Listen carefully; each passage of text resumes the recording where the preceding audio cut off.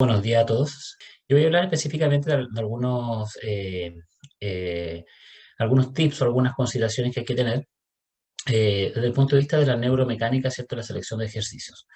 Eh, y lo primero que hay que entender es que, bueno, todos los entrenadores, todas las personas que prescriben ejercicio, ya sea para una condición física en particular, para una estructura de rehabilitación o para la parte deportiva, se enfrentan diariamente, ¿cierto?, a un conjunto de elementos que ellos tienen que considerar cuando seleccionan un ejercicio por sobre el otro o cuando seleccionan un sistema de entrenamiento por sobre otro.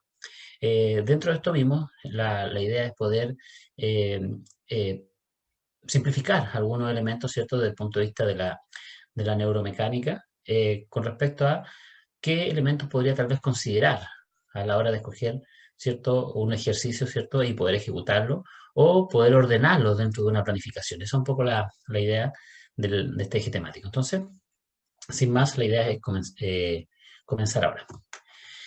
Bien, aquí nosotros tenemos el primer gran problema con el cual nos encontramos cuando empezamos a trabajar con el cuerpo humano, ¿ya?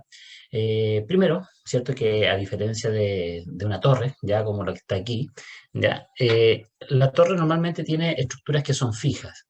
Por lo tanto, tiene un centro de masa que es más estable, una base de sustentación que es más estable, ¿cierto? Y la estabilidad depende justamente de esa rigidez que puede tener. Sin embargo, cuando nosotros trabajamos con el cuerpo humano, nos encontramos con el otro caso, con el caso, por ejemplo, aquí que está la bailarina, y que está asociado específicamente que sus estructuras, primero, no son rígidas, no son fijas, tiene articulaciones, ¿ya? El hecho de tener que estabilizar una articulación y conseguir cierta postura va a hacer que su estructura, su centro de masa, ya sus condiciones de estabilidad vayan variando constantemente. Por lo tanto, en esa variación, la persona que está prescribiendo ejercicio físico tiene que tener en consideración que, independiente del principio mecánico que esté utilizando, muchos de estos principios mecánicos en el cuerpo humano normalmente hay que considerarlos a partir, ¿cierto?, de estas variaciones propias de nuestro cuerpo. Por lo tanto, eh, estas propuestas de planificación o de entrenamiento hay que considerarlas a partir de algún sistema referencial. Nosotros tenemos varios modelos de planificación con los cuales se puede trabajar y la mayoría de los modelos, ¿cierto?, suelen contener algunos elementos que están dados por la carga o la dosis de trabajo, por la actividad que se va a hacer, ¿ya? Y por cómo se comportan los diferentes sistemas que componen el movimiento, en este caso. Desde aquí, ¿cierto? En lo que es dosis siempre nos encontramos, ¿cierto? Con la intensidad, frecuencia, duración, ¿ya? Y que eso, dentro de la teoría del entrenamiento, está bien prescrito, ¿ya? No hay mucha discusión con respecto a los conceptos, independiente que puedan variar de una literatura a otra, pero están bastante bien claros, bien específicos. Sin embargo, cuando nosotros empezamos a ingresar al mundo de tener que definir más precisamente un ejercicio, ¿ya? Nos empezamos a encontrar primero con que la actividad del ejercicio puede variar, la recomendación puede variar, ¿ya? E incluso un mismo ejercicio tiene muchas variantes, ¿ya? Que esas variantes hacen que justamente este ejercicio pueda tener un efecto distinto o no. Dentro de eso, normalmente se analiza siempre la postura, ¿ya? La postura que tiene el sujeto, el modo en el cual va a ejecutar el gesto técnico y los movimientos, ¿ya?, que va a hacer cada una de sus estructuras. Ahora, desde ese punto de vista, podemos encontrar, ¿no es cierto?, algunos sistemas, ¿ya?, que van a controlar más bien, que hay que considerar como parte del sistema de movimiento. Entonces aquí nos vamos a encontrar con el aspecto cognitivo afectivo que tiene la carga, ya la carga de trabajo no para todas las personas desde el punto de vista cognitivo afectivo es igual, es decir, hay personas que toleran más carga, que toleran menos carga desde el esfuerzo, desde el gusto por el ejercicio, desde la complejidad, etcétera. Pero tenemos elementos, ¿cierto?, que son también el elemento sostén, ya el elemento base, el elemento mecánico y la parte moduladora. La parte, digámoslo así, sostén, ya va a estar dada un poco por aspectos neuromusculares, cómo está todo el sistema nervioso, cómo funciona. La base, obviamente, es toda nuestra condición cardiovascular, Ya la biomecánica está dada específicamente por el comportamiento cinético y cinemático que va a tener nuestro cuerpo. Y elemento modulador, ¿cierto? Cómo interaccionan muchos de estos sistemas desde el punto de vista de la estructura del sistema nervioso. Entonces, desde el punto de vista de la parte neuromuscular, hay mucho que conversar, ¿ya? Vamos a tratar de acotar lo más que se pueda este contenido. Ahora, dentro de esto mismo, es que nace un poco esta propuesta de empezar a hablar de los elementos neuromecánicos, ¿ya? Que se consideran o que deberíamos considerar cuando hacemos la selección o la recomendación de algún ejercicio en particular, ¿ya? Eh, primeramente, porque en muchos de los procesos formativos que nosotros tenemos, nos encontramos muchas veces con una asignatura, ¿cierto?, que es biomecánica y que se termina traduciendo, ¿cierto?, en una asignatura que lo que hace es tocar algunos tópicos referente a plano, ejes, movimientos y acciones, ¿sí? Pero olvida, ¿ya?, en estos tratados que se hacen, que muchos de estos elementos hay que contextualizarlos al contexto del ejercicio propiamente tal. Entonces, el cuerpo humano va a cambiar cuando hacemos un ejercicio. Ahora, si cambia el cuerpo, cambia la postura, si cambia la postura, cambia obviamente las posiciones, los recorridos que hace cada persona cuando va trabajando con un implemento. Si cambian las resistencias, ya la carga que estamos levantando también cambia la ejecución técnica. Y obviamente el hecho de que cambien los movimientos, base de sustentación, centro de gravedad u otro, va a hacer que la mecánica de la acción muscular propiamente tal, de cómo se comporta, ¿cierto? Esta respuesta muscular, también puede variar de un ejercicio a otro con variaciones muy sencillas en algunos movimientos. Entonces, cambiando el movimiento, cambia prácticamente todo lo que es esta acción neuromuscular, neuromotora. Entonces, la idea es poder simplificar un poco más estos contenidos ahora desde la evidencia. ¿Ya? Entonces, algunas preguntas que es fácil hacerse, ¿cierto? Si la forma de tomar un implemento va a hacer que cambie el movimiento, la respuesta desde ya es sí, ¿ya? Si la base de sustentación cambia, ¿ya? El centro de masa, por supuesto que sí. Como nosotros nos apoyemos, como nosotros vamos trabajando, va a hacer que el centro de masa también vaya cambiando.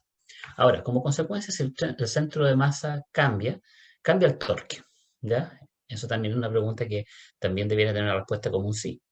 Y si cambia el torque, ¿ya? Si cambia esta acción que se genera sobre un eje articular, obviamente van a haber cambios en las respuestas neuromusculares. Por ende, por ende, basta que nosotros cambiemos una característica de tomado movimiento, ¿ya? Y automáticamente empiezan a cambiar todas estas respuestas, ¿cierto? Que se dan desde el torque hasta las respuestas neuromusculares, ¿ya? Entonces, cuando nosotros hacemos este análisis de estos contenidos, lo que tratamos de alguna otra forma es ver, eh, cuando involucramos un entrenamiento de fuerza, qué es lo que podría estar cambiando. Ahora, eh, voy a tomar como referencia este cuadro, ¿cierto? Que normalmente nosotros podríamos describir algunas variaciones del entrenamiento de fuerza desde el punto de vista estructural. O sea, aquí vamos a hablar de hipertrofia sarcomérica, sarcoplasmática, etcétera, ¿ya? Pero hay elementos que están más orientados de la parte neuromuscular y que es de la funcionalidad del movimiento que se genera cuando estamos haciendo un entrenamiento de fuerza. Entonces, desde esa funcionalidad del movimiento, vamos a tener principalmente tres estructuras que se van a ver afectadas, como es la coordinación intramuscular, la intermuscular y cómo son estos procesos reflejos. Ahora, pensando específicamente de que cuando nosotros estimulamos, ¿ya? un, un mecanismo de fuerza, cuando nosotros intentamos vencer una resistencia, se produce un aumento en la activación neuronal, ¿ya? Y eso va a generar un conjunto, ¿cierto?, de variaciones en el resto de la mecánica del esfuerzo físico. Desde ahí vamos a tener, ¿cierto?, obviamente un aumento en el reclutamiento de unidades motoras, un aumento en la frecuencia, ¿cierto?, de estímulos ya que se van generando, un aumento en la sincronización de estas unidades y obviamente una mayor posibilidad, ¿cierto?, de generar, en este caso, una coactación de los músculos antagonistas. Es decir, que nosotros esta actividad, ¿cierto?, se va a ver disminuida, por lo tanto, podemos llegar a un mayor grado de movilidad, ¿ya? Entonces, esto es interesante primero entenderlo, porque después empezamos a ver ¿Qué pasa con estas respuestas neuromusculares? ¿Qué son, ya, desde el punto de vista de la estructura neuromecánica? Entonces, el concepto neuromecánico es un concepto normalmente que involucra dos grandes áreas, ya una grande área que viene desde la biomecánica, ya, y otra área, ¿cierto?, que viene desde los aspectos neuromusculares. Entonces, desde ahí viene esta estructura como concepto neuromecánico. Entonces, contempla estos dos elementos que es muy difícil separarlos, ¿ya? Porque necesariamente uno afecta al otro, ¿ok? Muchas veces en literatura científica consultamos, ¿cierto?, algunos estudios de variaciones biomecánicas respecto al entrenamiento de fuerza, o a veces consultamos estas mismas variaciones dentro de algunos aspectos neuromusculares. Sin embargo, la mayoría de los artículos mezcla o hace un conjunto, ¿cierto?, de estos dos tipos de variables. Entonces, es interesante este concepto porque entiende o da a entender que un componente biomecánico necesariamente va a afectar un componente neuromuscular y viceversa, ¿ya? Ahora, entendiendo que obviamente la biomecánica, ¿cierto?, desde el punto de vista del movimiento, toma la fuerza, ¿ya?, como parte de poder generar esta acción o estos movimientos que se dan en nuestro segmento, ¿ya? Ahora, desde ahí, nosotros en investigación, ¿qué es lo que vamos a tener normalmente? Vamos a tener estudios, ¿cierto?, que van a estar trabajando constantemente con variables cinéticas, variables que involucren necesariamente la fuerza o resultados de fuerza que se dan con respecto a un ejercicio. Ahora, estos resultados de fuerza en muchos estudios aparecen como resultados agudos, ¿ya? Es decir, resultados que se pueden estar dando en la misma sesión, resultados que se pueden estar dando post sesión, post el estímulo físico, o estudios que los toman como elementos o adaptaciones crónicas, ¿ya? Y que normalmente contemplan periodos de protocolos de entrenamiento arriba de 6 meses. Entonces, las variables que más se tocan desde el punto de vista cinético de la biomecánica, en investigación por lo menos, normalmente son los pics de fuerza, ¿ya? Estos pics de fuerza normalmente en condiciones isométricas, eh, aparte de la fuerza, ¿cierto? Por ejemplo, el RM, que también es un pic de fuerza, y aparte de los elementos de fuerza propiamente tal, ya como magnitud, también toma las derivadas, ya, las derivadas que se asocian, por ejemplo, a la fuerza con la velocidad, a la fuerza con un espacio, a la fuerza en un tiempo determinado, etcétera, ¿ya? Desde ahí, por ejemplo, tenemos la potencia y otros elementos, ¿sí? Ahora, también desde la parte biomecánica se estudian algunos trabajos específicamente con elementos cinemáticos. Estos elementos cinemáticos normalmente están asociados, ¿cierto?, a trayectorias que pueden ser lineales o angulares. ¿Ya? Las trayectorias angulares, ¿cierto?, para efectos del mismo cuerpo humano, las toma desde el punto de vista de la movilidad de una articulación determinada. ¿Ya? Por ejemplo, estudios que mezclan si la amplitud de una articulación al ejecutar una carga tiene un mejor efecto si en este caso la amplitud es menor o mayor, ¿ya?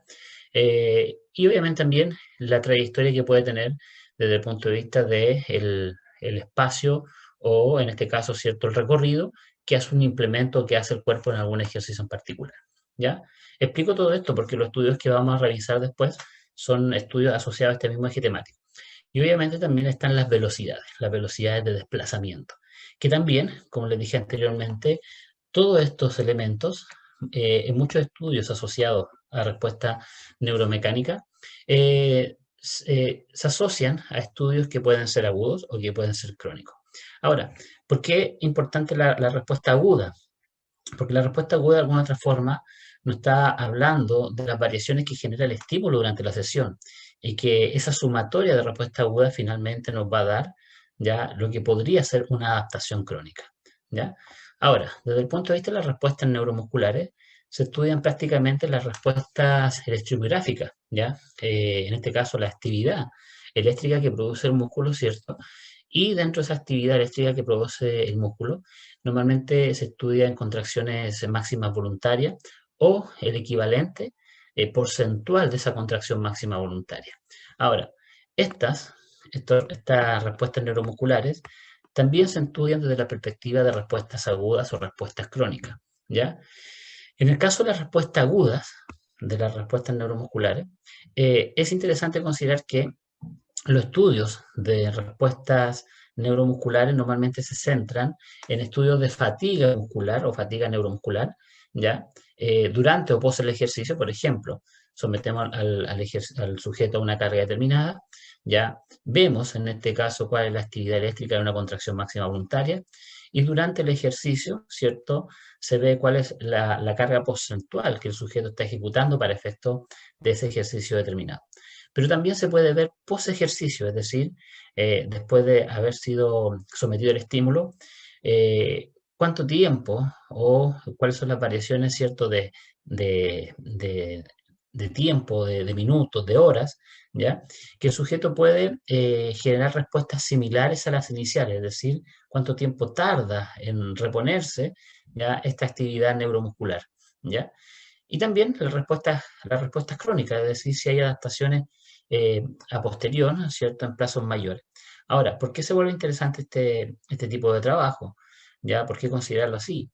Porque los trabajos de transferencia, los trabajos de complex, o los trabajos, ¿cierto?, que denominan, ¿cierto?, eh, activación para la potencia muscular, ¿ya? Que son las activaciones previas que se hacen para trabajar potencia, o cómo se transfiere la fuerza de un ejercicio a otro, normalmente para ver si el ejercicio es efectivo o no, o el estímulo es efectivo, lo que se hacen suelen ser las mediciones de respuesta ya neuromusculares a corto o a largo plazo.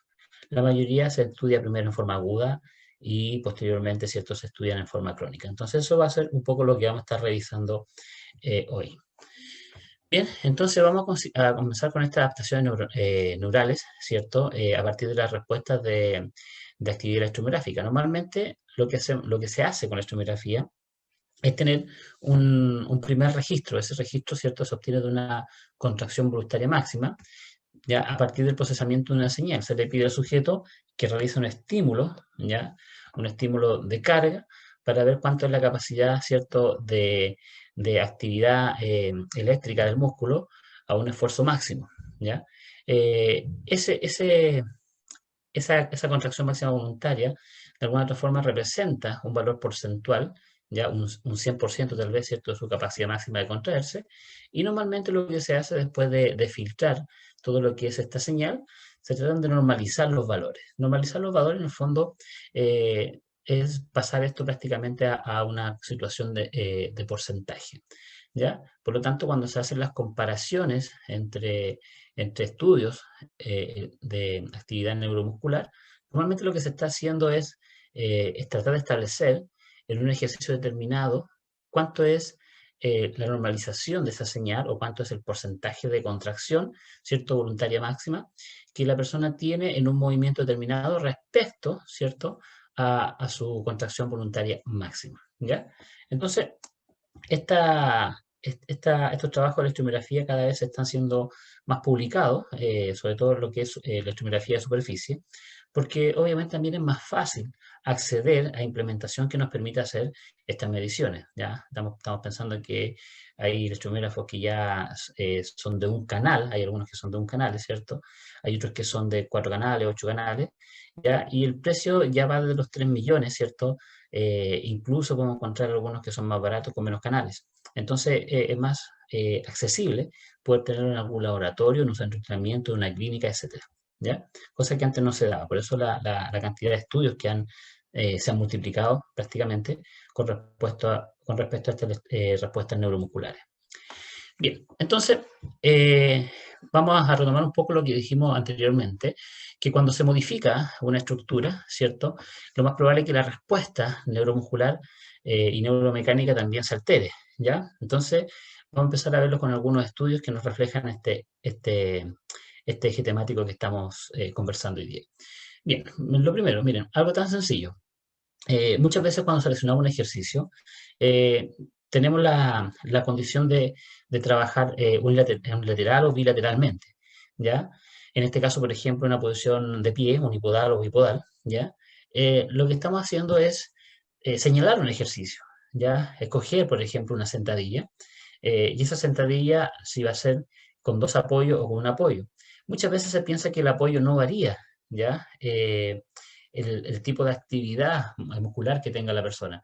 Sin embargo, las investigaciones dicen totalmente lo contrario, que el apoyo va a variar cómo se comporta un músculo.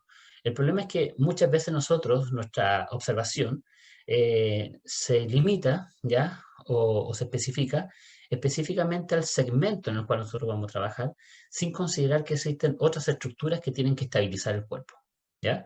Entonces aquí hay un concepto clave que es la estabilidad dinámica que se va a producir durante el ejercicio.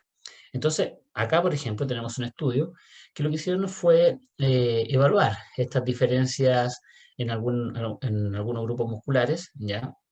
Específicamente musculatura, ¿cierto?, del núcleo central, que estabiliza un poco la postura del cuerpo, ¿ya? A fin de, en este caso, generar una posición unipodal y bipodal, para ver si se veía afectado, ¿ya?, los elementos de estabilidad cuando nosotros realizamos este movimiento. Y efectivamente, si nosotros vemos, por ejemplo, el transverso, ¿ya?, el transverso del abdomen, ¿ya?, o el glúteo mayor, ya que son los dos músculos claves para efectos, ¿cierto?, de soportar carga y estabilizar, nos encontramos que efectivamente cuando nosotros estamos en una condición bipedal, bipodal, ya estamos apoyados, la contracción, ya, o la actividad neuromuscular de estos dos grupos musculares es más baja, ya, es más baja dentro de la contracción voluntaria máxima, que cuando nosotros pasamos a una posición, ya, unipodal. Por lo tanto, existirían diferencias significativas, ¿ya?, en esta actividad neuromuscular cuando nosotros estamos en un pie y cuando nosotros estamos en dos pies. Wow, y eso es interesante entenderlo, porque gran parte de los ejercicios que se prescriben, ¿ya?, normalmente consideran el estar en un pie o el estar en dos pies, ¿ya? Y muchas veces nosotros nos centramos como primer elemento clave en ver solamente el segmento, o sea, ver solamente tobillo, rodilla y tal vez cadera, pero no consideramos cómo se producen todas estas variaciones en la parte, ¿cierto?, que también soporta la carga, que es la estabilidad de la columna, ¿ya?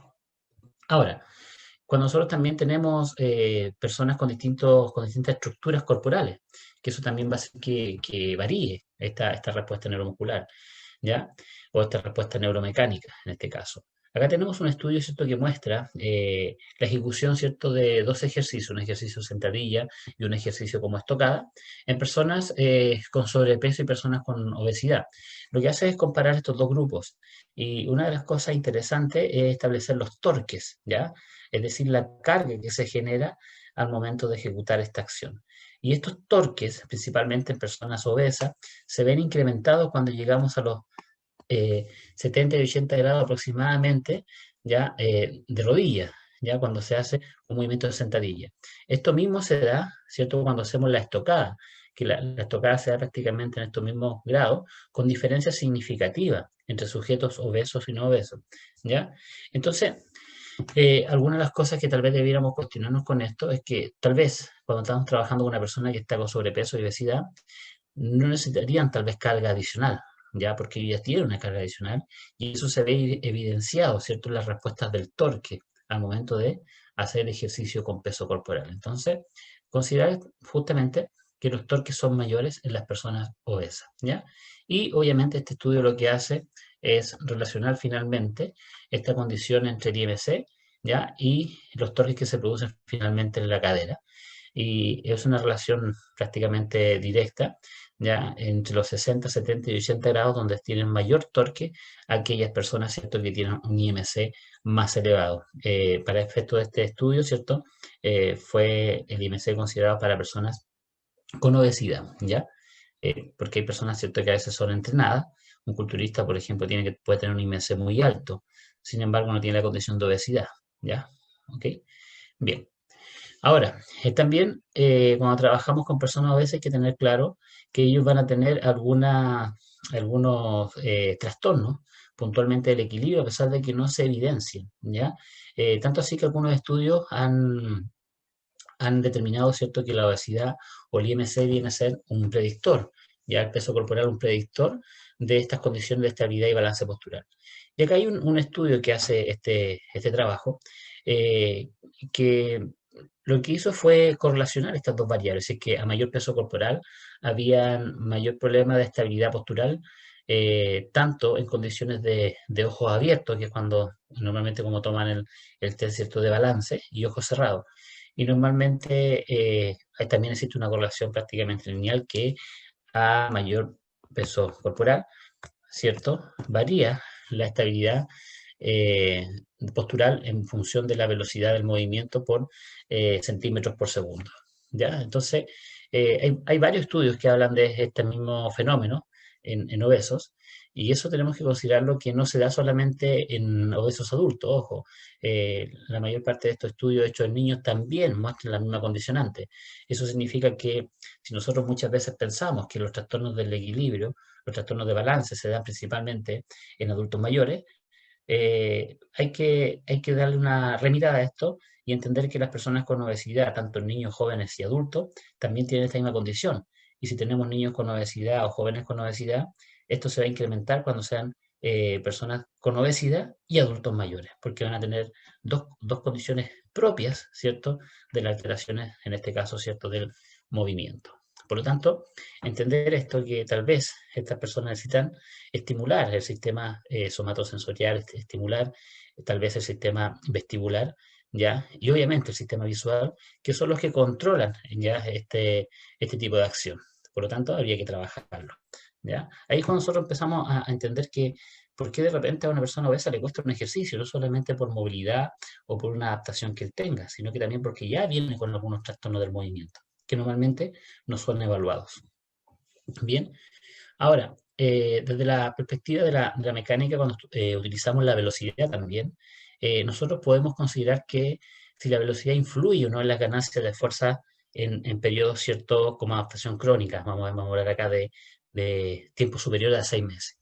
Lo interesante de esto es que se han hecho ya algunos metaanálisis que han comparado los efectos de algunos protocolos de entrenamiento y las velocidades, ¿no? Esos protocolos que han trabajado, por ejemplo, con velocidades baja, moderada o alta, y que hacen separaciones para ver los efectos. Y aquí hay uno de los buenos metaanálisis, ¿cierto?, que finalmente selecciona 15 estudios, ¿ya?, que cumplían todas las características moderadas, altas de calidad, para el efecto de ser incluido en este trabajo, y lo que hacen es comparar si la velocidad de la ejecución del trabajo de fuerza va a influir realmente, en este caso, en la adaptación crónica que se tenga. Dos cosas pasaron en esta revisión. Primero, que tanto los trabajos, ¿cierto?, de velocidad baja, moderada o alta, eh, producían efectos significativos en los protocolos de entrenamiento de fuerza, efectivamente, ¿cierto? Todos.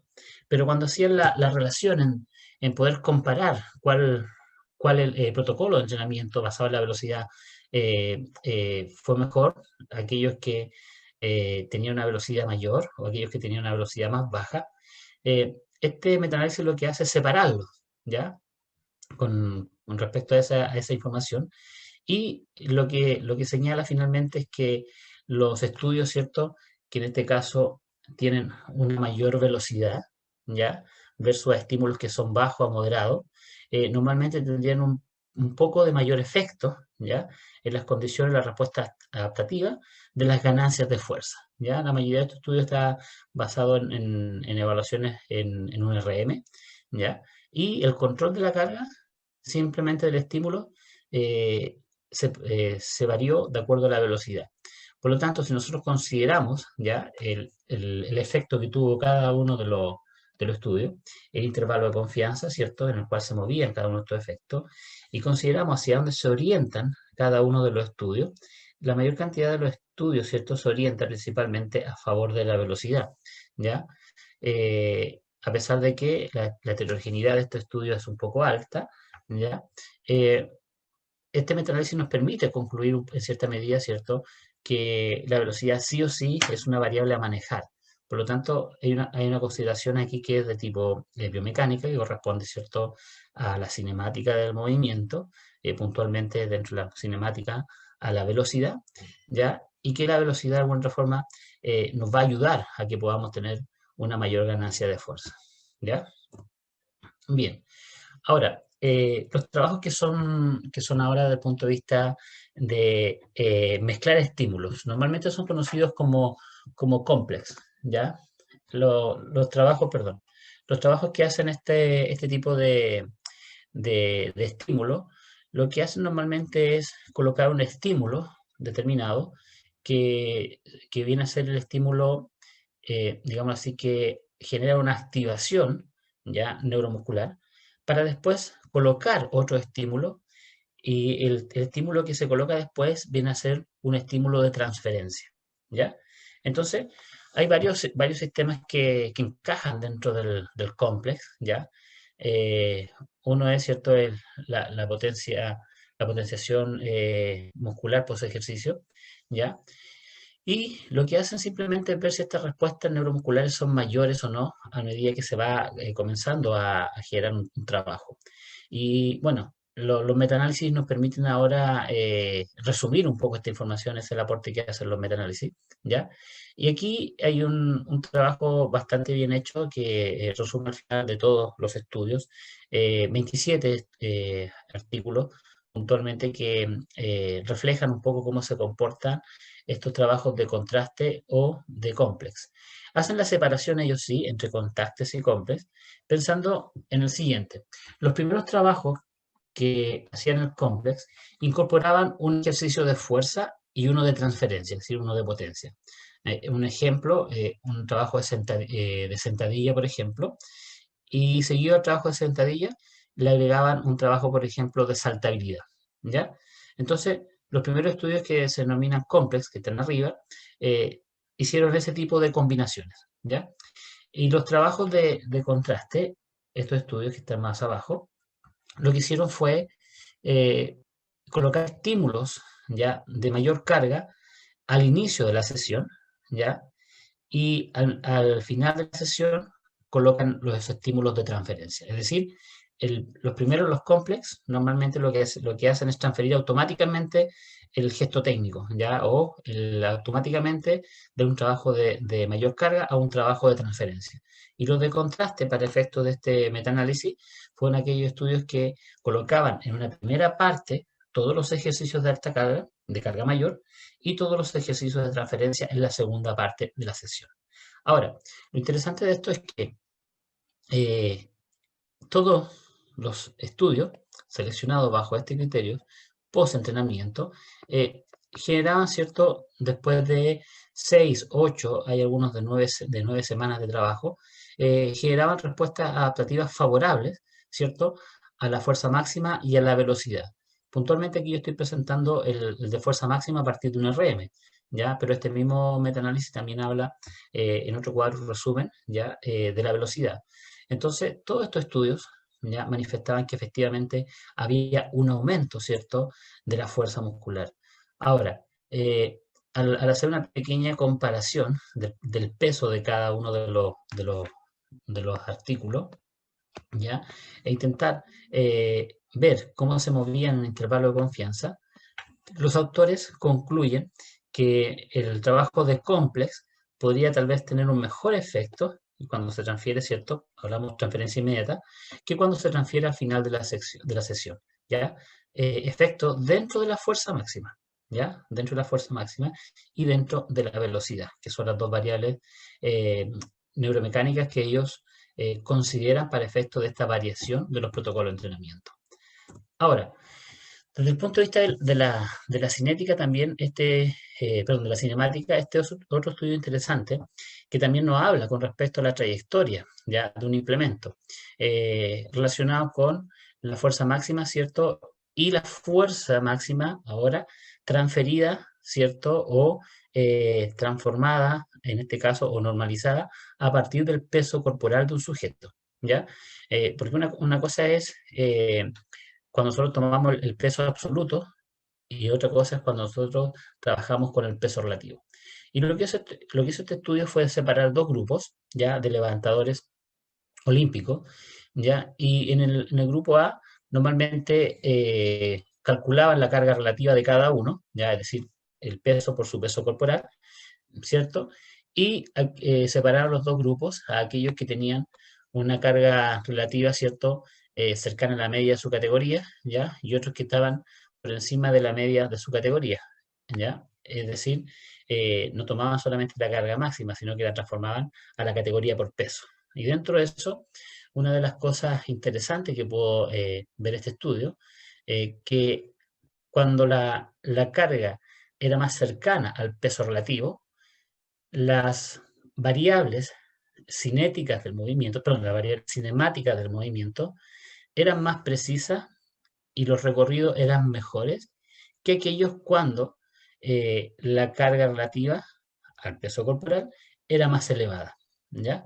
¿Y eso qué significa? Que ya no basta solamente si queremos entrenar tal vez la técnica de un ejercicio determinado, ya a alta velocidad, no basta solamente con calcular la carga desde el punto de vista del peso que levanta el sujeto, sino que también habría que hacer algunos ajustes ya asociados en este caso al peso corporal. Por ejemplo, cuando nosotros comparamos en este caso, ¿cierto?, la trayectoria de la barra, que fue la que se hizo en este estudio, ¿ya? Y comparamos algunas medidas de alejamiento de la trayectoria de la barra en relación al cuerpo, nos damos cuenta que, por ejemplo, ¿ya?, en la estructura de recorrido que se separan de aquí 3, 4, 5 y la primera parte que es la primera parte del arranque, ¿ya? Normalmente las distancias del recorrido de la barra al centro del cuerpo son menores, ¿ya?, en aquellos sujetos que pertenecen al grupo donde la carga relativa es más cercana a su media, con algunas diferencias significativas, sobre todo cuando se llega al final del recorrido de este arranque y se hace la parte prácticamente la cargada de envión, ¿ya?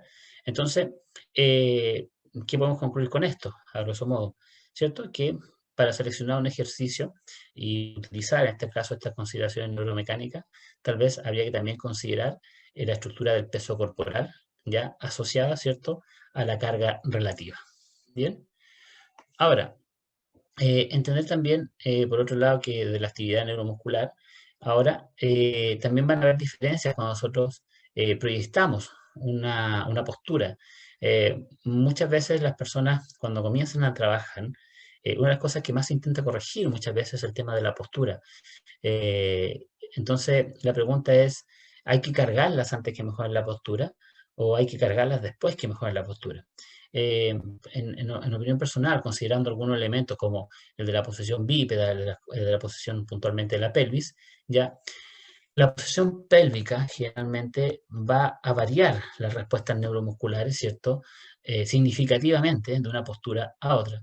Por lo tanto, habría que revisar si podemos estar en una posición neutral durante el ejercicio y cómo son las variaciones que tiene esta persona durante el ejercicio. Y si la persona está teniendo estas variaciones, si realmente será necesario cargarla o no, entendiendo que la retroversión y anteroversión pélvica efectivamente van a variar la respuesta de los músculos, ¿cierto?, del core, ¿ya?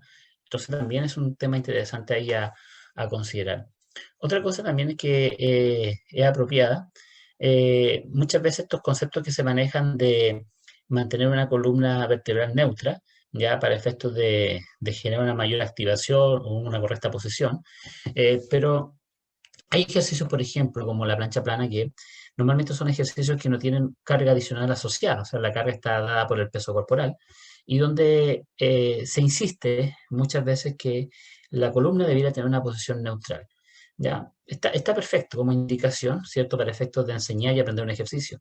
Sin embargo, cuando nosotros empezamos a ver las respuestas neuromusculares, ¿cierto?, que se pueden provocar en algunos músculos que estamos trabajando, los resultados a veces son un poquito más claros en entender que hay posturas que van a mejorar de alguna otra forma esa respuesta neuromuscular de mejor forma. Una de estos estudios, ¿cierto?, puntualmente, que hace una comparación de diferentes posturas durante la plancha plana, eh, nos señala que de alguna otra forma hay mayor activación neuromuscular cuando tenemos una pequeña flexión de columna, ¿ya?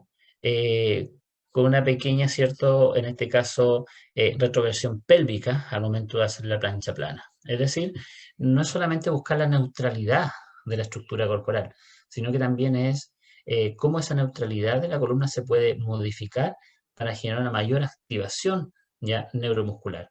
Si es que quisiéramos estar buscando eso o si realmente estamos buscando solamente en este caso, ¿cierto?, el dominio de una técnica, ¿ya? Ahora, ojo, el dominio de una técnica, obviamente la técnica es para mejorar algún factor en particular, no es porque sí, ¿ya? Bien, también entender que muchas veces los ejercicios son diseñados para trabajar un gesto técnico en particular, pero que hay otros ejercicios que a veces no fueron diseñados para eso, sin embargo, producen un buen trabajo en ese grupo muscular. Aquí hay un trabajo clásico que compara la plancha plana con una sentadilla y ve cómo se comportan algunas musculaturas, ¿cierto?, que estabilizan la columna vertebral durante todos los ejercicios. En teoría, la plancha plana es un ejercicio popular, ¿cierto? Que ha sido como prácticamente para algunos recomendado como el mejor ejercicio para trabajar ya los músculos, ¿cierto? Que bordean el core, ¿ya?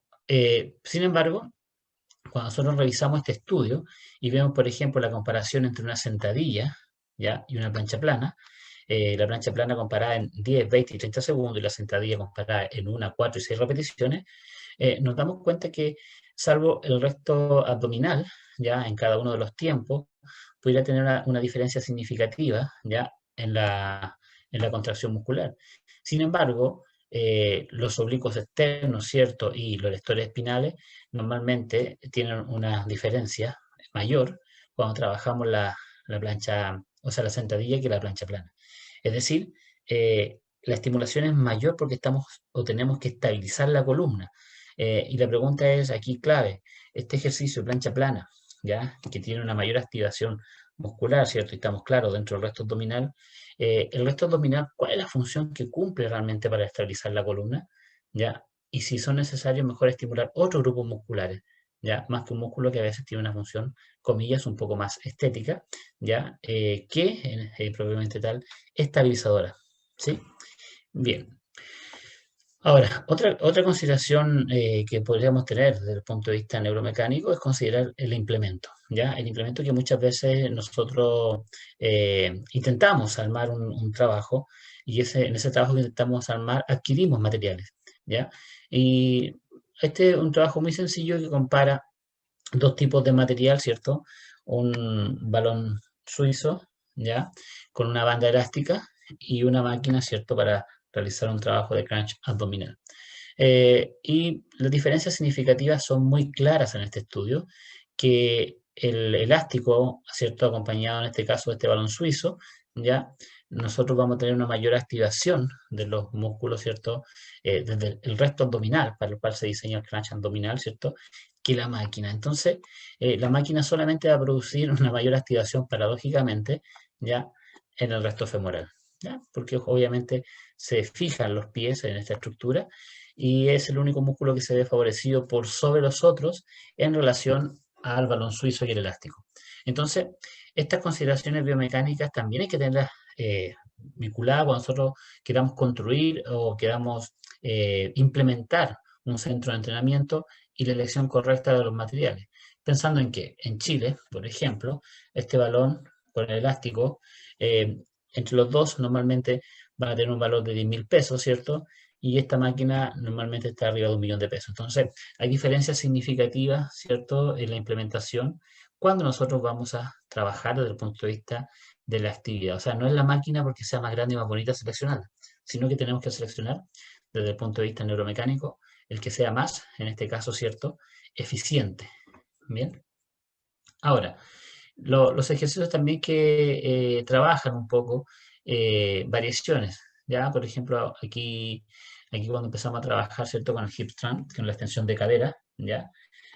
Normalmente encontramos que sí existen diferencias significativas en la contracción muscular, ¿ya? Principalmente del músculo glúteo. Por lo tanto, si yo tengo dos ejercicios o tres ejercicios que comparar, ¿ya? Ejercicio 1, ejercicio 2, ejercicio 3, también voy a encontrar estas diferencias porque son variantes del entrenamiento, variantes de cada modalidad, ¿ya?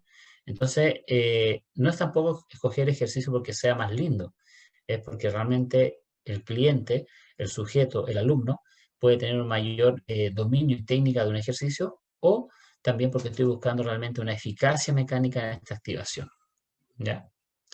Ahora, desde el punto de vista de la movilidad, yo le hablaba delante, ¿cierto?, que la biomecánica considera en este caso la parte de la cinemática y la cinemática tiene, ¿cierto?, las trayectorias angulares. Entonces, hay hay un sistema de entrenamiento, ¿cierto?, que se basa un poco en la estabilidad neuromuscular dinámica, ¿ya? Que la van a encontrar muchas veces como DNS, ¿ya? Y que se la adjudica principalmente al doctor Collar. Este sistema y que se basa en la rehabilitación del movimiento. Esta rehabilitación del movimiento tiene un principio básico, que la funcionalidad está dada por los patrones motores que nosotros ya teníamos, ¿ya? En nuestra primera infancia. Entonces lo que hace es recuperar la movilidad en base a, en este caso, estos principios de movimientos previos, ¿ya? Vamos a hacerlo de otra forma. Tal vez que el movimiento no se, no se adquiere, sino que lo reaprendemos, ¿ya? Entonces, en este caso tendríamos una reprogramación del movimiento. Y lo que hace, ¿cierto?, es plantear una teoría muy sencilla, muy simple, ¿ya? Que nosotros hay gestos técnicos que ocupamos en la actividad física. Obviamente esto se hace para rehabilitación, pero si nosotros tenemos que ir a entrenamiento probablemente tal, eh, hay muchos gestos técnicos que están asociados al movimiento que nosotros estamos buscando. Por ejemplo, en este caso, ¿cierto? Algo tan sencillo como buscar una neutralidad de la columna, que lo podamos tener en las primeras instancias de vida. Que nosotros hacemos muchos ejercicios que son en suelo, ¿ya? Y que buscamos esta estabilidad, ¿cierto? Que vamos modificando algunos movimientos, ¿ya? Laterales, y que somos capaces de hacerlo cuando niños. Es decir, es increíble como cuando grandes estamos aprendiendo nuevamente estos movimientos o reaprendiendo, sin embargo, en edades tempranas ya los teníamos incorporados. Entonces la idea es basarse en esa movilidad. Por ejemplo, estas posiciones que son tan difíciles muchas veces de lograr en adultos en los gimnasios, para hacer un trabajo, ¿cierto?, en banca o en otro, a los 8 meses nosotros ya los tenemos establecidos, incorporados como parte de nuestro movimiento, ¿sí? Ejercicios que son tan sencillos como para hacer trabajos de desplazamiento, ¿cierto? O trabajar simultáneamente en miembro inferior y superior, también los tenemos. Como trabajos tan sencillos, ¿cierto? Como ubicarse para realizar una sentadilla, ¿ya? Que nosotros a los 14, ya 16 meses, ya tenemos prácticamente una sentadilla perfecta. Entonces, ¿en qué momento perdemos la movilidad, perdemos estas características de movimiento? Bueno, un poco se basa este sistema. Ahora, entender también que existen sistemas de entrenamiento que toman algunos principios neuromecánicos, como por ejemplo que nosotros evitamos cometer errores ya en la parte técnica. Entonces, este es un sistema de entrenamiento, ¿cierto?, que normalmente se reconoce como entrenamiento neuromuscular reactivo. Y lo que hacen es, de alguna otra forma, tomar el error que nosotros estamos cometiendo y aumentar la posibilidad de error para que nosotros contrarrestemos, ¿cierto?, ese movimiento. ¿Qué quiere decir esto? Por ejemplo, estamos haciendo una sentadilla. Uno de los errores normalmente de la sentadilla es orientar el peso hacia adelante o irse o proyectarse hacia adelante. Entonces, ¿qué es lo que hace aquí? ¿Cuál es la tarea de esta banda elástica? ¿Cierto? Que el sujeto cuando esté haciendo el movimiento, esta resistencia se genera puntualmente hacia anterior. Es decir, nos lleva hacia donde normalmente una persona puede cometer error.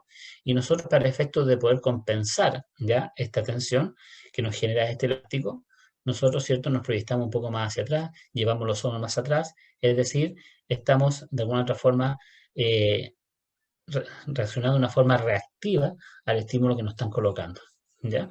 Entonces también una consideración interesante donde nosotros modificamos una variable mecánica acentuando un poco la disposición del error técnico.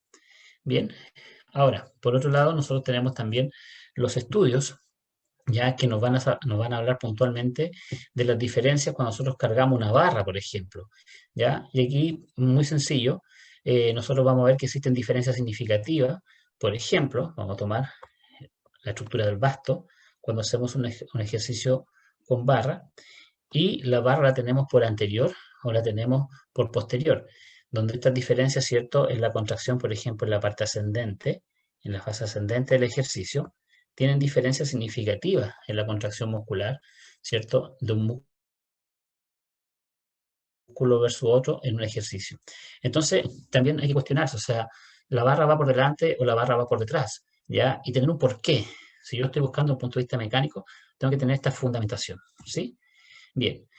También cuando hay diferencias unilaterales o bilaterales, que también se van a producir, ¿cierto? Cuando trabajamos, en este caso, ipsolateral o contralateral. Pensar de repente que porque trabajo con un lado voy a tener la misma activación que con el otro, no es así, ¿ya? Y esto claramente está demostrado en los estudios de electromiografía. Ahora, hay un dato interesante que parece ser una constante. Habría que hacer una revisión sistemática o un metaanálisis para tener una mayor claridad de esto. Pero muchas veces cuando nosotros pensamos que queremos trabajar con un segmento, ¿ya? Para estimular ese segmento, no necesariamente se produce mayor activación, ¿ya? Esto es un dato bastante interesante. ¿Por qué lo menciono? Lo que está de negro aquí es lo bilateral, ¿ya? Y lo que está de blanco es lo trabajado, ¿cierto? Con una estructura, ¿ya? Unilateral. Entonces, vamos a tomar algunos ejercicios, por ejemplo, ya el primer ejercicio, que nosotros muchas veces eh, estamos trabajando con un remo, trabajo de remo, ¿cierto? E intentamos compensar y trabajar con una mancuerna para el efecto de producir una mayor activación en el segmento aislado que yo quiero trabajar. Y la evidencia me dice que no es así, que existen diferencias significativas, ¿cierto? Y cuando trabajo bilateral o unilateral. Eso parece que cuando los pesos son libres es una constante, porque esa constante no se da muchas veces cuando estamos trabajando con máquinas fijas. Es decir, la condición unilateral de mayor activación se podría dar principalmente cuando solo estamos trabajando con máquinas fijas y no con pesos libres. Bien, yo he revisado varios trabajos de esto y normalmente van encontrando siempre la misma diferenciación. Tal vez, insisto en lo mismo, para poder concluir de mejor forma algo, habría que hacer cierto metanálisis y ver realmente si es así o no. Pero es un primer indicador que hay que tener también en consideración, porque aquí hay otro estudio que muestra exactamente esta misma relación. ¿Ya? El estudio de transferencia, ¿cierto? Y cuando se trabaja uni y bilateral, pasa exactamente lo mismo entre los pesos libres, ¿cierto? Y los pesos fijos. Bien, entender también que tenemos implementación que podemos trabajar, ¿ya? Y que dependiendo del tipo de ejercicio también va a cambiar la actividad. Este es un trabajo que tiene dos partes. Estoy mostrando los resultados de la primera parte de este trabajo, donde compararon varios trabajos realizados, ¿cierto? Varios ejercicios realizados con balón suizo, para ver cuáles tenían mayor actividad neuromuscular sobre algún grupo en particular. Y el piqué, normalmente, que es uno de los principales trabajos, ¿cierto?, que se puede hacer, y el rock out, ¿ya?, como trabajo de actividad neuromuscular, hay serias diferencias significativas entre un tipo de este tipo de entrenamiento o tipo de ejercicio versus otro. Entonces, aquí nosotros, por ejemplo, este es un cuadro que resumen la actividad de todos estos ejercicios, y podemos ver también que tal vez podríamos seleccionar un ejercicio puntualmente para una cosa versus otra. Por ejemplo, el roll out, ¿ya? Normalmente es mejor para el resto abdominal que para otros grupos musculares, ¿cierto? Entonces, también es interesante comparar los ejercicios versus otros cuando tienen muchas variantes. Después está el tema de la implementación, que la implementación también provoca diferencias significativas. Tres implementos distintos, mismo ejercicio, una barra fija, un saco de arena y un saco de agua, ¿ya? Con diferencias significativas en la contracción muscular, principalmente a favor del implemento, ¿cierto?, el saco de agua, entendiendo que el agua se va a estar moviendo permanentemente, por lo tanto, el hecho de desplazar este implemento también va a hacer que tengamos que estabilizar el implemento producto de los movimientos que va generando el agua y que no son los que genera la barra olímpica, ¿ya? Bien, algunos trabajos también en la dinámica del movimiento asociado a trabajar con elástico y que nosotros de repente cuando muchas veces tenemos problemas de tiempo en la prescripción de un ejercicio, no podemos incorporar mucho alimento, se puede incorporar en los calentamientos, ¿ya? Y el hecho de variar, ¿cierto? Hacer el mismo gesto técnico sin elástico, a cambiarlo con una banda elástica que genera mayor tensión, también nos va a provocar diferencias significativas, modificando un poco un método, un gesto tradicional, a partir de un momento, una carga de algo tan simple como elástico, ¿ya? Bueno, para ir terminando más o menos también, esto también va a pasar cuando nosotros modifiquemos movimientos básicos tradicionales a movimientos, en este caso, que estén hechos desde el punto de vista de alguna modificación de la eficacia mecánica asociada a la cantidad de repeticiones. Por ejemplo, algo tan sencillo como una variación en las dominadas que se hacen principalmente en CrossFit, ya versus una dominada tradicional donde la orientación en este caso es más vertical y la otra tiene un rompimiento inercial para efecto de poder subir. Esta, pensando un poco en la ganancia de fuerza, está pensando principalmente en el máximo de repeticiones, ¿ya? Y que también el hecho de vencer la resistencia a partir de un movimiento de aceleración o un movimiento inercial, efectivamente va a producir en este caso respuestas neuromusculares totalmente distintas. Seleccionar los implementos que también van a provocar diferencias distintas, como por ejemplo BOSU, piso, etcétera, versus TRX, ¿ya? Y el TRX, ¿cierto? Provoca algunas diferencias significativas en algunos grupos musculares. Hay grupos musculares como por ejemplo el serrato, que muchas veces es uno de los músculos más complejos, comillas, de trabajar, y que hay implementos, ¿cierto?, que pueden estimular este tipo de contracción muscular. Y también las superficies de apoyo, cuando consideramos superficies estables, poco estables y muy inestables, ¿ya? Que también nos pueden hacer establecer estas diferencias significativas, como por ejemplo este estudio que compara normalmente el piso con un BOSU y con un balón suizo, encontrando diferencias significativas, siempre mayores, ¿cierto? Y mejores a partir, ¿cierto? De, en este caso, el balón suizo, principalmente por las condiciones inestables ya de este balón, que a diferencia del BOSU, el BOSU no se desplaza, en cambio este balón sí se desplaza, ¿ya? Eso sería como resumen para ir considerando estos elementos al momento de tener que prescribir ejercicio. Muchas gracias. Muchas gracias, Alexis, por tu exposición. Hay una pregunta aquí, dice, ¿el efecto látigo de una dominada de CrossFit podría hacer o producir lesión en la zona lumbar?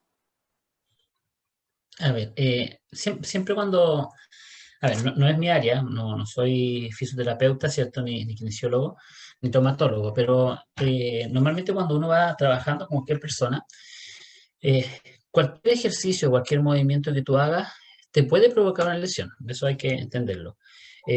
Pero más que el ejercicio que te pueda provocar una lesión, desde el punto de vista de la estructura neuromecánica, hay que ver cuáles son las características de adaptación que tiene el sujeto. Si el sujeto es un sujeto entrenado, ¿ya? Que va a tolerar esa carga, no va a tener problema, porque la respuesta adaptativa de él es tan asociada al estímulo. El problema es que si yo tomo un sujeto que no está con condiciones buenas de adaptación a ese estímulo, cualquier elemento le puede producir una lesión. Un caso muy sencillo. Hay dos estudios, perdón, pero uno de esos que me está viniendo a la mente, ya que es un estudio hecho en Zumba. Imagínate, cuando tú dices nuestro programa que recomendamos para Zumba, ¿cierto? Zumba es recomendado porque tiene bajo riesgo de lesión. Hay un estudio que es muy básico, que comparó el riesgo de lesión que tenían las personas que realizaban clases de Zumba, principiantes que no entrenaban, que eran dueñas de casa, y la diferencia que había cuando tenían clases 2 veces a la semana, 3 veces a la semana y 4 veces a la semana, ¿ya? En aquellas que tienen 4 veces a la semana, el riesgo de lesión se incrementa en un 50%. O sea, finalmente no es Zumba, es la cantidad de veces que se repitió el estímulo en ellas, porque ellas no estaban adaptadas a ese estímulo. Si lo conversábamos con una profesora de Zumba puede hacer 2 clases por día sin ningún problema y no se va a lesionar, ¿ya? Entonces ahí la respuesta podría decir, sí, le puede provocar una lesión, pero siempre va a depender de la respuesta adaptativa que tenga el sujeto. Exacto, absolutamente de acuerdo con tu respuesta. Si no, veríamos que en el fondo movimientos que uno dice, ¿cómo los hacen? Deportistas los hacen sin ningún problema, repetidas veces y nada, para lesionarse necesitan generalmente de fuerzas de impacto mayor. Felicidades te dicen acá y saludos desde Antofagasta. Pensando en las últimas imágenes que mostrabas respecto a la diferencia de activación muscular que hay con los distintos elementos, implementos, o si hacerlo unipodal, bipodal o qué sé yo, ¿cómo formularías tú una línea de progresión con la utilización quizás de implementos o de trabajo, ya sean bipodal, unipodal o yo, con los ejemplos que mostrabas, para que en el fondo fuese como una correcta progresión? A ver, si yo tuviera que hacer una recomendación un poco. Primero siempre hay que considerar el patrón de movimiento, ¿ya? hay dos cosas claves, la movilidad y el patrón de movimiento. Entonces, como progresión, lo primero que debiera recuperarse es la movilidad y el patrón de movimiento, ¿ya? Si una persona tiene un patrón de movimiento alterado, todos los demás elementos se van a ver alterados de alguna otra forma cuando hagamos cualquier tipo de ejercicio. Entonces, la base de eso, ¿cierto?, puede estar dada en el control motor. Entonces, ahí habría que recuperar siempre en todo programa de entrenamiento el patrón de movimiento, ¿ya? Ahora, posterior a eso, tendría que ver cuáles son los ejercicios que el sujeto requiere para recuperar el patrón de movimiento que puede estar alterado, ¿ya? Porque no todos los sujetos van a tener el mismo patrón de movimiento alterado, ¿ya? Y ahí es fundamental la prueba de movilidad, ¿ya? Los test que te pueden dar para detectar ese patrón de movimiento. Ahora, una vez que nosotros detectamos el patrón de movimiento, seleccionamos los ejercicios más adecuados para recuperar ese patrón de movimiento, ¿ya? Y dentro de este mismo ejercicio, comillas, más recomendado o adecuado, yo tengo que ir estudiando el control de ese mismo ejercicio que tenga el sujeto, ¿ya? Porque no todos los sujetos tienen el mismo control, independiente del patrón de movimiento alterado, ¿no? Tienen el mismo control sobre el mismo gesto técnico o el mismo ejercicio, ¿ya?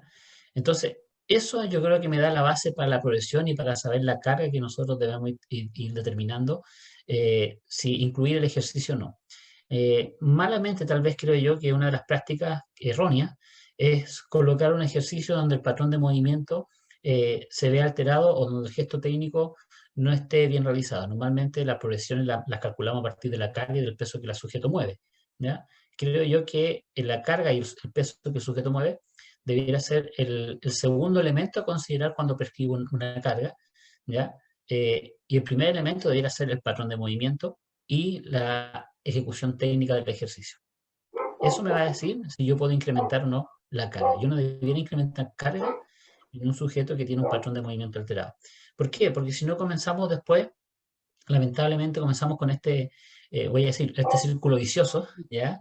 De que el sujeto pasa entre el gimnasio y el kine, el gimnasio y el kine, el gimnasio y el kine. Y finalmente, ¿qué es lo que hace el kine? El kine lo que hace es recuperar ese patrón de movimiento que está alterado, pero muchas veces, perdón, recupera la estructura, recupera la función porque también tienen tiempo limitado de trabajo, si es una realidad. Entonces, no trabaja ese patrón, ¿cierto?, de la funcionalidad del movimiento. Eh, Vamos a resumirlo así. Hay una sigla que se llama SIDE, ya no sé si la han escuchado, ¿ya? SIDE, que tiene como una especie de traducción que dice adaptación específica a la demanda impuesta, ¿ya? Y que de alguna otra forma está asociado a la funcionalidad del ejercicio, o sea, si el ejercicio cumple o no estas demandas impuestas. Y muchas veces, cuando yo me recupero de alguna estructura, ya me recupero desde el punto de vista de la estabilidad, me recupero desde el punto de vista, ¿cierto?, de la lesión, pero no desde el punto de vista de incorporar un ejercicio técnico o un ejercicio físico y poder realizarlo. Por lo tanto, tengo que ver si esa demanda física la estoy dominando o no. Ese debería ser el indicador progresivo, si nosotros estamos superando, ¿cierto?, en este caso, esa demanda física impuesta, ¿ya? Y no Y, estamos hablando de la y- carga, estamos sí, hablando del movimiento. exacto. Y agarrándome un poco de eso, quería consultarte, ¿tú crees que los entrenadores, en el fondo el personal del área del ejercicio físico, profesores, entrenadores, estamos em, capacitados, me refiero, porque sabemos corregir esos movimientos, identificarlos y corregirlos? No, mira, yo creo ahí que estamos todavía un poco en deuda. Yo creo que hay harto avance, ¿ya? Hay harto avance porque hay instituciones que se han dedicado un poco más a trabajar esta línea, pero todavía se nos produce esta distancia grande entre tres elementos, entre lo clínico, ¿ya? Bueno, acuérdense que nosotros tenemos una herencia, la gente que se forma, por ejemplo, en fisioterapia, ya en kinesiología, en nutrición, tiene un componente fuerte clínico, muy fuerte, ¿ya? La parte de entrenamiento, por otro lado, y la parte de evidencia. Entonces todavía nos falta juntarnos un poquito más. ¿Ya? Yo creo que eso se soluciona cuando nosotros empezamos a hacer esto que se está dando ahora, esta conversación interprofesional, ¿ya? Que acerca un poquito más esta línea. Porque yo desconozco en este momento cómo están las carreras de kinesiología, a pesar de que trabajé en alguna de ellas, pero normalmente no habían ramos asociados a teoría de entrenamiento físico, readaptación funcional, etcétera, ¿ya? O recuperación funcional, vuelta a la práctica deportiva. Eso todos los profesionales que han trabajado eso, normalmente lo hacen fuera, sus cursos, capacitación, etcétera, porque tienen Sí, una formación un poco más clínica. Y en el caso, por ejemplo, de ciencias de la actividad física, entrenamiento, también están asociados un poco más al entrenamiento tradicional, al entrenamiento deportivo, ¿ya? Entonces, el entrenamiento para la salud ahora está dándose muy fuerte, pero también seguimos como en la misma línea, que el entrenamiento de la salud se está dando fuerte sobre las enfermedades, enfermedades crónicas, ¿cierto? sí. Transmisibles y no transmisibles, pero asociadas a la parte metabólica. Tanto así que cuando nosotros nos metemos a un magíster de actividad física y salud, ¿ya? O un diplomado de actividad física y salud, empezamos a ver un poquito, ¿ya? Y los contenidos que se abordan son contenidos fuertes en la parte metabólica y débil en la parte de evaluación del movimiento. Súper de acuerdo. Y sí, las mallas no han cambiado mucho, excepto alguna que otra universidad por ahí, pero siguen bastante clínicas. Y Mira, perdón, Paula y la de pregunta, educación sí, física han cambiado al revés. La educación física se han tirado hacia fuerte la ahora para el educación, colegio. exacto. Donde también es necesario identificar, es vital identificar movimientos. Es paradójico porque seguimos trabajando en educación física con teorías muy antiguas y con instrumentos validados, perdón, por instrumentos de evaluación del desarrollo motor, por ejemplo, que tienen muy poca o muy mala validación. Es decir, hay algunas baterías que ni siquiera tienen ninguna validación y nosotros la ocupamos. Sí, ¿Ya? exacto.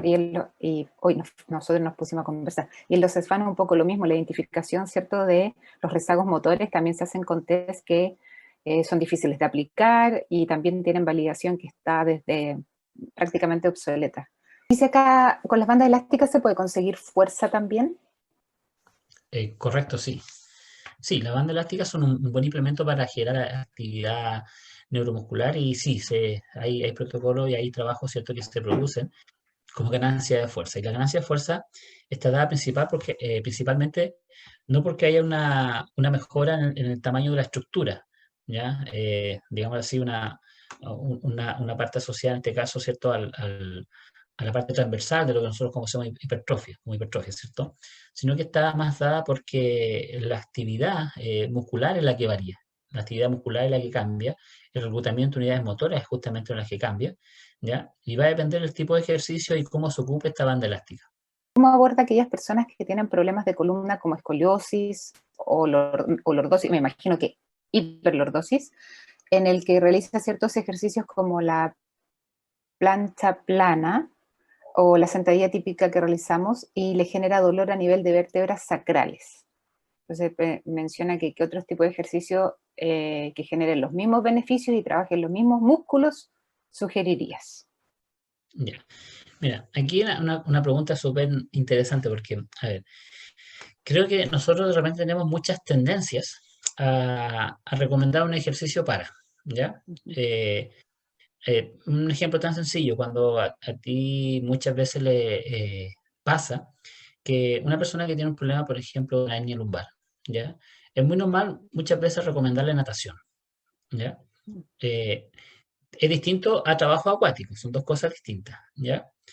Y claro, cuando tú te vas a la biomecánica de la natación y analizas, por ejemplo, cómo se ubica la columna en un nadador que tiene buena técnica, ¿ya?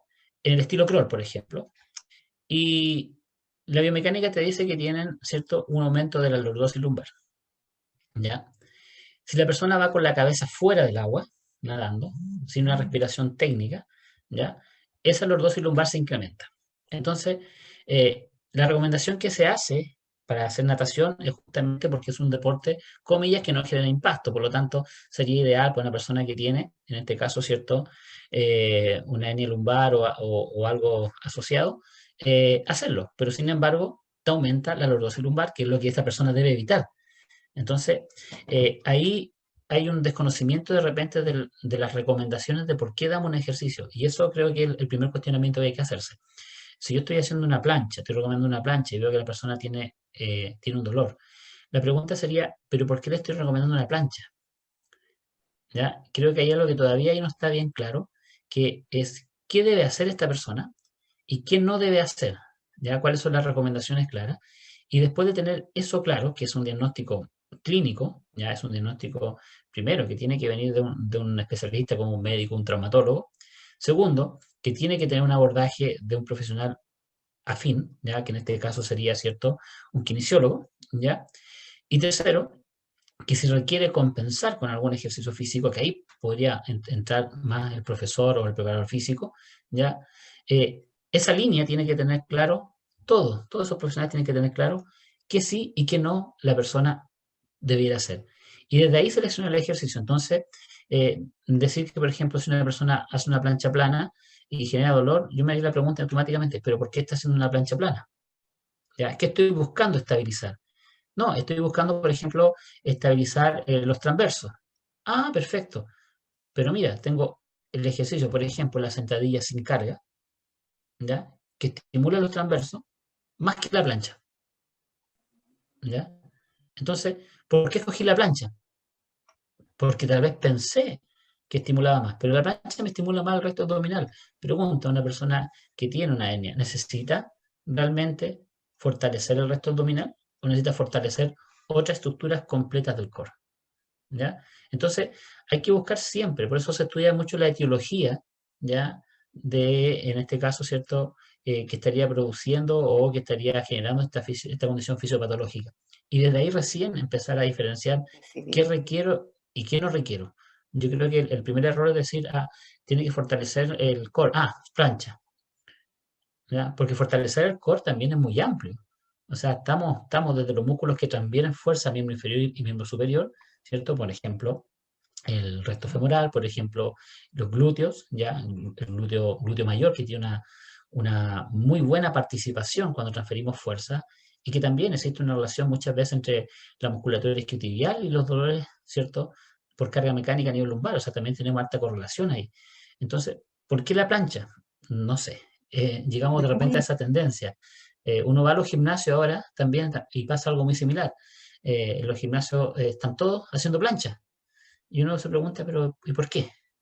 Planchas de 10 segundos, 20 segundos. Yo aquí cuando, bueno, en Temuco está la Inca Temuco y entrenan muchos triatletas. Y hay varias personas triatletas que hacen plancha y están un minuto con el celular, ¿ya? Revisando las redes Minuto. sociales mientras están ahí en plancha. Sí. Y uno dice, ¿y por qué le estoy metiendo plancha a este sujeto que está un minuto y esta plancha no está provocando el estímulo mecánico que yo requiero? ¿Ya? Porque una persona si está con el estímulo adecuado, preciso, no va a aguantar 1 o 2 minutos en WhatsApp. Entonces lo que hay que hacer es una modificación del ejercicio porque ese sujeto ya pasó la adaptación de ese ejercicio. Exacto. Y ahí es donde Exacto. falta la observación. Entonces, eh, la sentadilla podría ser una buena opción si tuviéramos que tener un buen ejercicio, pero la sentadilla no te va a generar una mayor carga a nivel de columna. No necesitaríamos tener una carga adicional, pero debiera ser con peso corporal. También vemos que, por ejemplo, los trabajos unipodales también generan una muy buena activación, ¿ya? Con respecto al transverso, con respecto a la musculatura glútea, ¿ya? Entonces, hay que buscar justamente esa activación y que no necesariamente me la va a dar la plancha, porque la plancha la estamos seleccionando por un concepto prácticamente de popularidad, más que por un concepto de eficacia. Se me genera una duda. Yo te he visto también estudios, ¿cierto?, sobre las modificaciones de la marcha, la postura, por ejemplo, en embarazadas, en personas con sobrepeso, obesidad. Mi duda es si estas adaptaciones anatómicas que se tienen cuando se está con un IMC más alto en este tipo de personas, ¿se recupera o vuelve a rangos más normales, por decirlo de alguna manera, si este IMC se va normalizando? Sí, sí, mira, hay un tema ahí bien interesante que, a ver, nosotros durante mucho tiempo hemos tenido un alejamiento un poco por la biomecánica, no sé por qué, en mi profesión pasa a veces porque el profe se coloca adelante y empieza a decir fórmulas de cálculo de Sí, esto y listo, o porque se sí. traduce en un músculo función, ¿ya? Prácticamente una anatomía funcional. Pero nosotros nos cuesta entender muchas veces que nosotros trabajamos con un cuerpo y ese cuerpo es una masa. Y también obedece a las leyes de la física. Eso es lo primero. Entonces, Cuando nosotros trabajamos, por ejemplo, una medida tan sencilla como el IMC, ¿ya? Índice de masa corporal. O sea, estamos haciendo una relación de cómo está esta masa en relación a un espacio, ¿ya? Y un espacio que es al cuadrado, así de simple. Y que si bien nosotros lo empezamos a utilizar como un indicador de salud, ya hace un tiempo, el IMC cuando fue creado, ya, por Adolf Quetelet, ya, no fue creado como un indicador de salud. Adolf Quetelet era un físico matemático que le gustaba mucho la pintura, ¿ya? Entonces conocido como un antropometrista. Y le gustaba la pintura. Y una de las cosas que le gustaba era pintar figuras humanas, ¿ya? Claro, Y la cuando diseña esta proporción. ecuación, la hace justamente para ver cómo se distribuye el cuerpo en un lienzo. Mira lo que hizo. Y 100 años después, recién termina como un indicador de salud, es decir, viene de elementos de espacio, de ubicación de espacio. Entonces, cuando nosotros subimos 1 kilo, 2 kilos, 3 kilos, lo que estamos haciendo es modificar la masa, ¿ya? Cuando nosotros subimos, porque no todos subimos de peso igual, ¿ya? Subimos de peso, nuestro peso también se distribuye de una forma distinta. Por lo tanto, lo que hacemos es distribuir la masa de una forma distinta. Y eso hace, ¿cierto?, que nuestro centro de masa pueda ir variando. Entonces, si varía el centro de masa, ya varía los patrones que yo necesito para poder controlar ese equilibrio, ¿ya? De esa masa, porque finalmente, ¿quién soy yo como ser humano? Soy una persona que constantemente está equilibrando, ¿cierto?, la masa que posee, ¿ya? Y para poder equilibrarla, necesitamos de nuestras fuerzas que están dadas en nuestros tejidos, ¿ya? Entonces, ¿qué es lo que pasa? Que a distintas edades, a distintos entrenamientos, estas fuerzas también son variadas, ¿ya? Y responden también distintas. Entonces, eso hace que se produzcan estas alteraciones de movimiento producto de un balance, por ejemplo. Pero en el caso de las embarazadas, la embarazada es un poquito distinta a la obesa, ¿ya? Tienen características distintas, suben de peso en forma natural, ¿ya? Pero siempre hay una proyección, ¿ya?, de la masa que ellos suben hacia anterior, ¿ya? Distinto es, por ejemplo, una persona obesa, que puede ser hacia anterior, que puede ser hacia el lado, como por ejemplo una obesidad androide y una genoide. Entonces, lo que se ha visto en los estudios, por ejemplo, que aquellas personas que aumentan de peso corporal, aumentan el IMC, aumentan las alteraciones de equilibrio. Que aquellas personas que aumentan por obesidad genoide, vamos a decir, en la Ujú. guatita, ¿ya?, en el frente, ¿cierto?, tienen mayor alteración del equilibrio del balance que aquellas que aumentan con obesidad genoide, ¿ya? Es decir, que si aumentamos de peso en caderas, glúteos, no se altera tanto, ¿ya? No se altera tanto, en este caso, la estabilidad y el equilibrio, como en aquellas personas que aumentan por obesidad, en este caso abdominal, ¿ya? Al Lo otro revés, que se ha claro. visto, por ejemplo, en el caso de los niños, se ha visto los mismos patrones de alteración, pero los niños empiezan a generar un aumento en el metatarsiano 2 y 3, en el caso de Ujú. la marcha, ¿ya? Se produce en ellos una disminución del arco plantar, producto de esta misma alteración. Entonces, la pregunta ahí no es solamente la alteración de la masa que se produjo, sino que este niño que llegó a esta condición de obesidad, también lo más probable es que tenga una poca estimulación motora. Y eso hace que los Perfecto. patrones que debieran controlar justamente la marcha, los patrones de fuerza, músculos, tendones, ligamentos u otros, ¿ya? Y la estructura nerviosa, está siendo de mala calidad, por lo tanto se producen esas alteraciones motoras. Y en estos chicos también, si nosotros empezamos a buscar, por ejemplo, en niños, ¿ya?, nos vamos a encontrar también con que tienen problemas de artrosis de rodilla a edades tempranas y tienen un riesgo de fractura mayor que aquellas Mm. personas sin obesidad. Ahora, ¿por qué? Porque el hueso también, en su osificación, en su densidad, depende de las Claro, cargas mecánicas que se le vayan incorporando, ¿ya? Entonces, la obesidad no es solamente estoy gordo, estoy flaco, es todo lo demás que me exacto. está produciendo, ¿cierto?, en esta condición y alteración de movimiento. Y el tema, a mí, por ejemplo, cuando empecé a revisar estudios puntualmente de riesgo de fractura en caídas, ya en Estados Unidos hay dos estudios muy buenos, muy hechos con diferentes estudiantes de diferentes colegios que tenían accidentes escolares, ¿cierto? Y empezaron a identificar cuáles los que tenían fracturas, y normalmente los que tienen fracturas son los obesos, ¿ya? Ahora, se concluye que es por la masa y la caída, por un lado, pero por otro lado, la mayoría de investigadores señala que tiene que estar asociado a la densidad ósea que ellos tienen.